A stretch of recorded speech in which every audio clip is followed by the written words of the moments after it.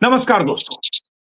कहा तो अमेरिका को अपनी मिलिट्री पावर पर इतना गुमान था कि ईरान को घुटने के बल झुका लेगा, ईरान के सुप्रीम लीडर की किलिंग के बाद ईरान से सरेंडर करवा लेगा, अपनी मन मर्जी के मुताबिक वहां रिजीम चेंज करेगा। लेकिन जंग के 17वें दिन अमेरिका की हताशा दिख रही है। नेटो देशों से अमेरिका मदद की गुहार लगा रहा है। ट्रंप खुले तौर पर कह रहे हैं कि स्ट्रेट ऑफ हॉर्मुज पर ईरान के दबदबे को खत्म करने के लिए नेटो देशों की मदद की जरूरत है। आप अपने अपने वारशिप्स भेजिए। और नेटो देश ईरान के साथ अमेरिका की इस लड़ाई में सीधे कूदने से परहेज कर रहे हैं। ऐसी नौबत आई क्यों?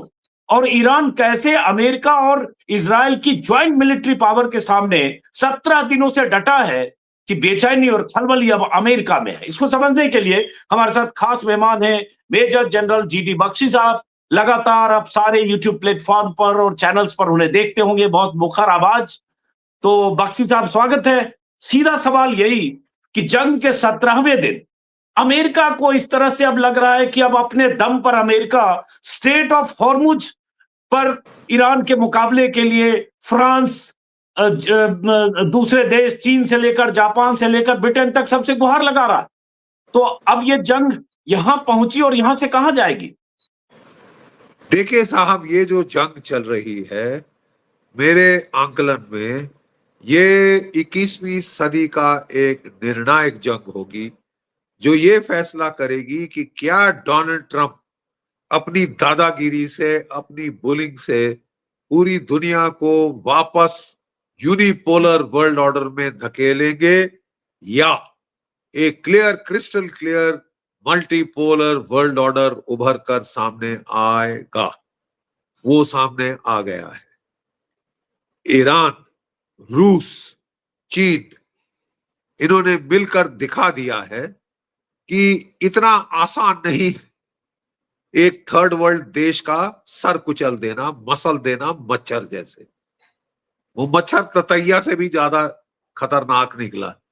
ठीक है साहब, दमुड़ी जब लड़ गई है तो बहुत बुरी तरह से लड़ गए।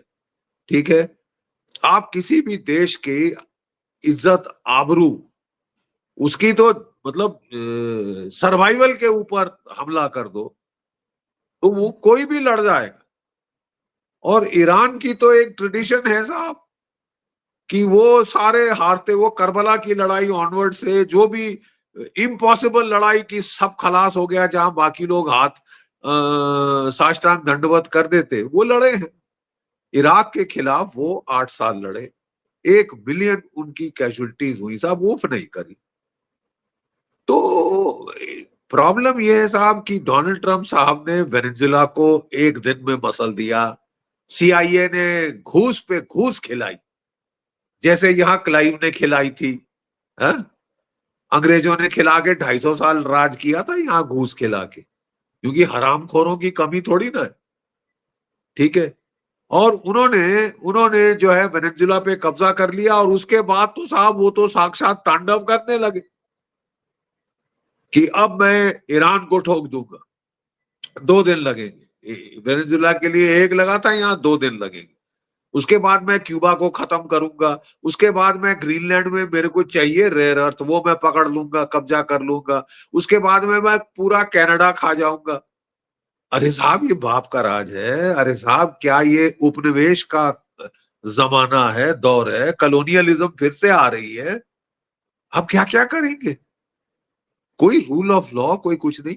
हाँ, हम जानते हैं जो पहले भी अमेरिकन प्रेसिडेंट थे साथ, उन्होंने भी कई सारे थर्ड वर्ल्ड कंट्री जो कमजोर से कमजोर थे, उनको चुन के उनपे हमला करके तबाही करी थी। लीबिया की, अफगानिस्तान की, इराक की, सब जगह लेने के देने पड़ गए थे, खासकर ईरान, इराक और अफगानिस्तान।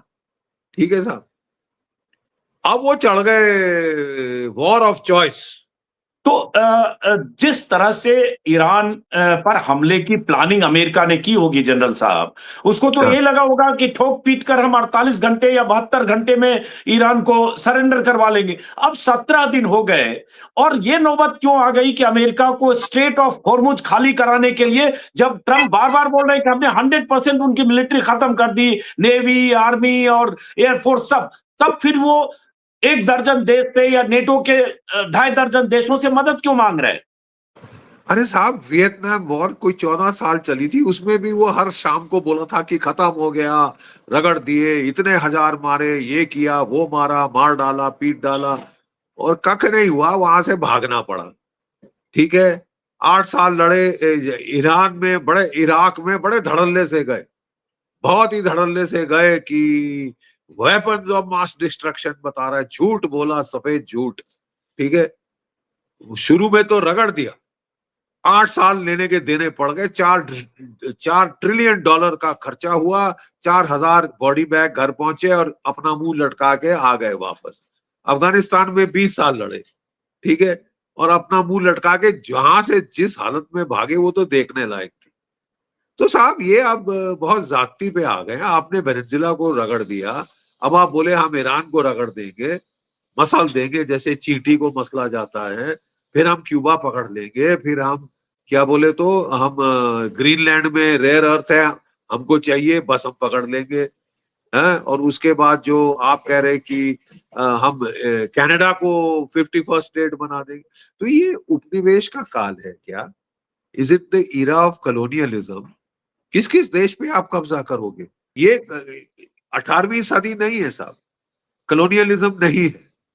ठीक है, आपको थोड़ा सा ये देखना होगा कि आप 21वीं सदी में आ गए, और ये मेरे हिसाब से एक जो है सेमिनल बैटल होगी इस 21वीं सदी की, जिसमें ये फैसला होगा कि क्या डोनाल्ड ट्रंप अपनी दादागिरी से दुनिया को वापस यूनिपोलर वर्ल्ड ऑर्डर में धकेलेंगे, या एक नया मल्टीपोलर वर्ल्ड ऑर्डर उभर के आएगा। और मेरे हिसाब से वो आ गया है। अब एक सवाल ईरान, है जनरल हाँ, साहब, कि चूंकि वही मैंने पूछा, 17 दिन हो गए, अब एक जगह अगर स्ट्रेट ऑफ हॉर्मुज में आप अगर नेटो देश को बुला रहे हैं, ब्रिटेन को बुला रहे हैं, जापान को बुला रहे हैं और देशों को बुला रहे हैं, मान लीजिए 2-4 देश आ भी गए, अभी सब रिलक्टेंट है, लेकिन क्या स्ट्रेट ऑफ हॉर्मुज अमेरिका के लिए इतनी बड़ी चुनौती बन गया है कि अमेरिका अपने दम पर वहां से ईरान को पीछे नहीं हटा सकता? तो फिर इस जंग का अंजाम क्या देखते हैं आप? देखिए, पेंटागन ने एक टॉप सीक्रेट ब्रीफिंग दी थी कुछ दिन पहले डोनाल्ड ट्रंप को, वो उन्होंने लीक करी वॉशिंगटन पोस्ट अखबार अमेरिका की, जो सबसे पॉपुलर है। उसमें उन्होंने कहा कि साहब जो भी टैक्टिकल ऑब्जेक्टिव्स आपने दिए थे हमने हासिल कर लिए।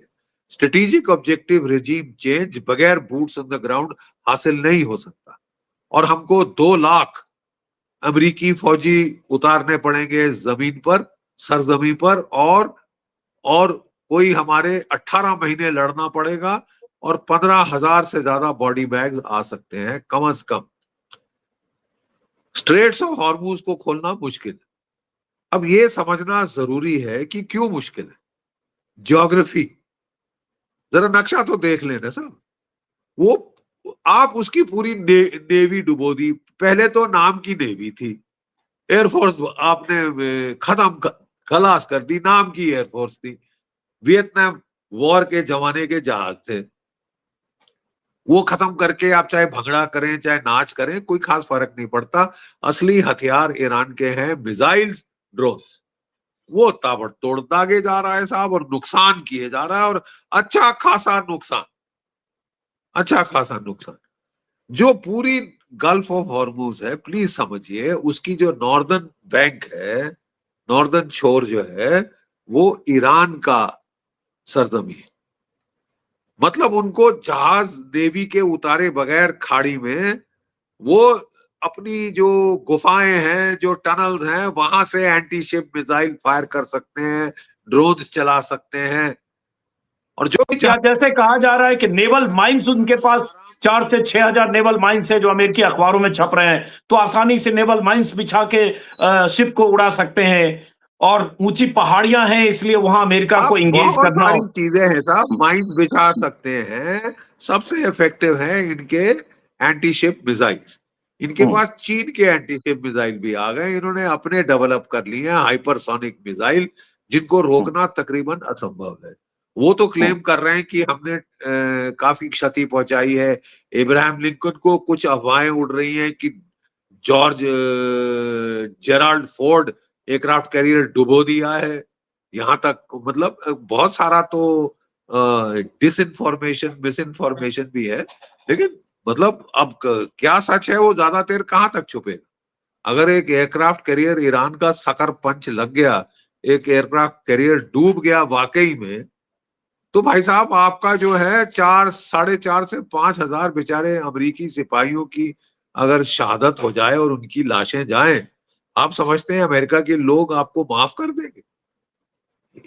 मिड टर्म में, नवंबर में मिड टर्म इलेक्शन आ रही है। आपकी तो साहब वो सेनेट तो गई, उसके बाद आपका कांग्रेस वगैरह में अच्छी खासी क्षति होगी, लेम डक प्रेसिडेंट बन जाओगे। उसके बाद क्या जाने कि आपको कोई इम्पीच करा दे ऐसे स्टेज पे। तो थोड़ा जनरल सोच साहब, समझ के करना चाहिए था। अब ये सोचते जनरल बाद साहब, में, हमला पहले करते हैं फिर सोचते हैं अब करना क्या है। हाँ, ये जो आप कह रहे हैं ना, यही अमेरिकी अखबार लगातार बता रहे हैं ऑफिशियल्स के हवाले से भी, कि भाई इन्होंने इतना एंटिसिपेट ही नहीं किया था कि ये सब हो जाएगा। और ये लगातार 5-6 दिन से जनरल साहब आ रहा है कि अब ट्रंप एग्जिट चाहते हैं, लेकिन एग्जिट का कोई तरीका नहीं दिख रहा है। और अरे वो साहब फंस वो गए, उनके एग्जिट गले की चाहते फांस हो हैं, गई, हड्डी हो गई। वो एग्जिट चाहते हैं, क्या ईरान एग्जिट देने को तैयार है? लारेजानी, नेशनल सिक्योरिटी काउंसिल ईरान की के सेक्रेटरी। सेक्रेटरी, उन्होंने कुछ दिन पहले कहा था कि भाई अमेरिका 4 से 5 हफ्ते की लड़ाई की बात कर रहा है, हम 4 से 5 महीने लड़ने को तैयार। ठीक है साहब, है हमारे पास इतना असला, उसने दिखा दिया वो कर रहा है, और हर रोज वो नुकसान बढ़ता जाता है। और लेट मी टेल यू, कोई 12 अरब डॉलर खर्चे हो गए हैं अमेरिका के आज आज तक। वो कल का था, आज तो और भी बढ़ गया होगा। और अगर एक भी बड़ा जहाज गर्क हो गया तो जानी, जो पैसे का नुकसान तो अलग, जो प्रेस्टीज का लॉस होगा अमेरिका की साथ, दैट विल बी इनकैलकुलेबल। बहुत, मैं समझता हूं अंडर एस्टिमेट किया ईरान को, और दुश्मन को अंडर एस्टिमेट करना लड़ाई के मैदान में बहुत खतरनाक, बहुत सारे बहुत अमेरिकी खतरनाक। सीनेटर बहुत सारे अमेरिकी सीनेटर ऑब्वियसली अपोजिशन के, वो सीनेटर कह रहे हैं कि ये ट्रंप की सनक, पागलपन और मूर्खता ने अमेरिका को ऐसे जंग में धकेल दिया जिसकी जरूरत नहीं थी। और ये उसको लेकर उनकी लगातार इतनी आलोचना हो रही है, सीएनएन और न्यूयॉर्क टाइम्स और सब जगह छप रही है। अब तो मीडिया से भी नाराजगी जता रहे, तो ये मतलब उनका मिस कैलकुलेशन ही हुआ। नहीं, जबरदस्त मिस कैलकुलेशन हुआ ना साहब। देखिए मैं बता रहा हूं कि आप औरों को छोड़ दीजिए, Dan Caine, general Dan Caine, chairman joint chiefs of staff ने जब युद्ध शुरू किया था, उसने उनको साफ बता दिया था कि साहब देखिए ऐसा है कि हम जो आप बोल रहे हैं हमला करो, हम कर दें, लेकिन रिजीम चेंज होना जब तक बूट्स ऑन द ग्राउंड ना डले तकरीबन इम्पॉसिबल, और हमारी क्षति हो सकती, हमारी बॉडी बैग्स काफी सारे आ सकते हैं। ठीक है, और हमारा जो स्टॉक्स हैं, reserve stocks anti ballistic missile के, डेंजरसली डिप्लीट हो जाएंगे। खुदा ना खास्ता चीन से लड़ना पड़ गया, रूस से लड़ना पड़ गया, खाट खड़ी हो जाए। जब आपके टॉप जनरल आपको ये बोल रहे हैं, आपको उनकी तो सुननी चाहिए ना। आपका तजुर्बा क्या है लड़ाई का? आपका तजुर्बा कुछ नहीं। जब आप यंग मैन थे, आपको वियतनाम में लड़ना था, तो ये ड्राफ्ट डॉज कर गए साहब कि मैं बीमार हूं, मैं लड़ नहीं सकता। 85 साल की उम्र पे आपको औरों को लड़ाने का बड़ा शौक आ गया है। अब बॉडी बैग आने शुरू हो गए हैं। ठीक है, thank God you had the decency to receive them. तो और आप इस हाँ, जंग का क्लोजर क्या देखते हैं जीडी बख्शी साहब? 17वें दिन जहां ये मामला फंस गया है। ये मामला फंस गया है गल्फ ऑफ हॉर्मुज पे। हम्म, वो सबसे बड़ा लीवरेज है ईरान का, और वो लड़ रहे हैं ईरान से। ईरान चोट कर रहा है दुनिया की इकोनॉमी पे हम्म, कि साहब मैं दुनिया की इकोनॉमी डुबो दूंगा, आपकी इकोनॉमी शामिल। आपकी चॉइस है, आप फिर भी लड़ना चाहते हो, जितनी देर लड़ोगे उतनी ज्यादा नुकसान होगा दुनिया की इकोनॉमी को। पेट्रोल के दाम $110 प्रति बैरल पहुंच गए हैं। अमेरिका में इन्फ्लेशन 2.6% से बढ़ के 4.5% हो गई है।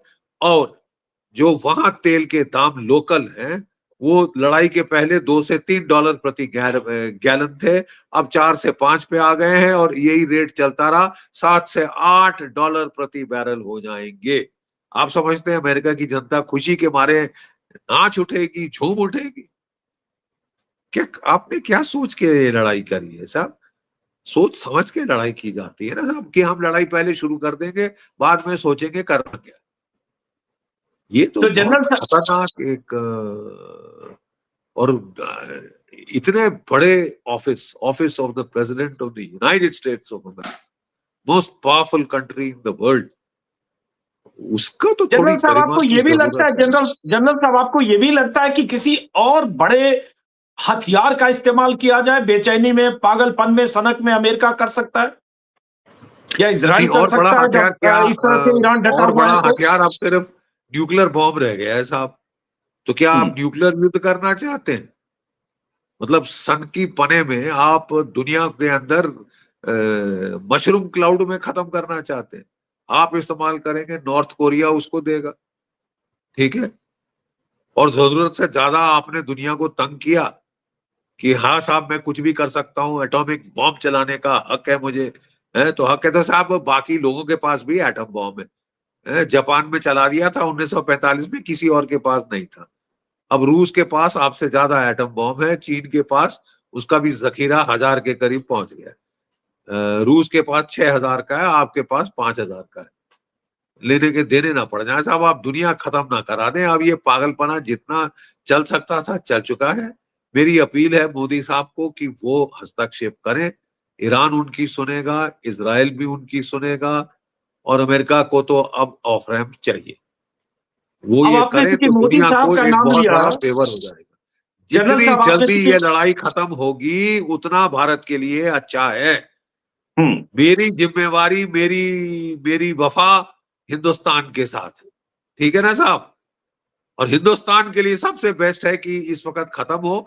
दुनिया के लिए सबसे बेस्ट है कि जल्द से जल्द ये पागलपना, वॉर ऑफ चॉइस खत्म हो। अच्छा, अब जय भारत भारत, को क्या जय करना हिंद। चाहिए जनरल साहब? क्योंकि आपने भारत की बात की, मोदी साहब की बात की, भारत को हाँ। अब क्या करना चाहिए? प्रधानमंत्री ने मसूद पेजेशकिन से, राष्ट्रपति से बात की, विदेश मंत्री से बात हुई यहाँ मिनिस्ट्री लेवल पर, और उसके बाद अब ठीक है कुछ जहाज आने लगे, लेकिन भारत क्या करे? आप कह रहे हैं भारत को बात करके जंग खत्म करवाने की पहल करनी भारत चाहिए, को क्या करे भारत? मध्यस्थता करके ये जंग खत्म करानी चाहिए, सिंपल। जब भारत के खिलाफ ट्रंप जो 90 बार बयान देते रहे, सीज फायर, ऑपरेशन सिंदूर, तो भारत के कहने से क्या ट्रंप इसमें सीज फायर के तैयार हो जाएंगे? मोदी जी के कहने से सनकी और जो उनका बिहेवियर है। नहीं साहब, वो कह रहे कि मैंने भारत पाकिस्तान का युद्ध रुकवाया, वो कह रहे हैं। तो हाँ, हमको भी, हम कह रहे हैं, हमको भी वही जो वो कह रहे हैं, जो फेवर किया भारत और पाकिस्तान को, हमको वापस करना चाहिए ना साहब। हमको भी उनका युद्ध रुकवाना चाहिएगा, क्योंकि उनकी भी खाट खड़ी हुई है इस वक्त, खाट चलिए, खड़ी बहुत हुई है बहुत इस वक्त। बहुत और बहुत दुनिया शुक्रिया। का देखिए वो सब हाँ, फायदा हो हाँ, ना हो, I am not hmm, taking it lightly. मैं हम्म। कह रहा हूं कि साहब दुनिया का फायदा, दुनिया का हित, भारत का राष्ट्र हित इसमें है कि ये पागलपने की जंग जल्द से जल्द खत्म हो।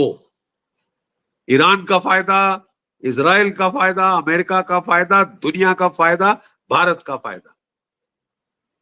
Thank you. बहुत बहुत शुक्रिया। जय भारत, बहुत जय हिंद। बहुत बहुत शुक्रिया। जय भारत, जय हिंद। नमस्कार जनरल साहब।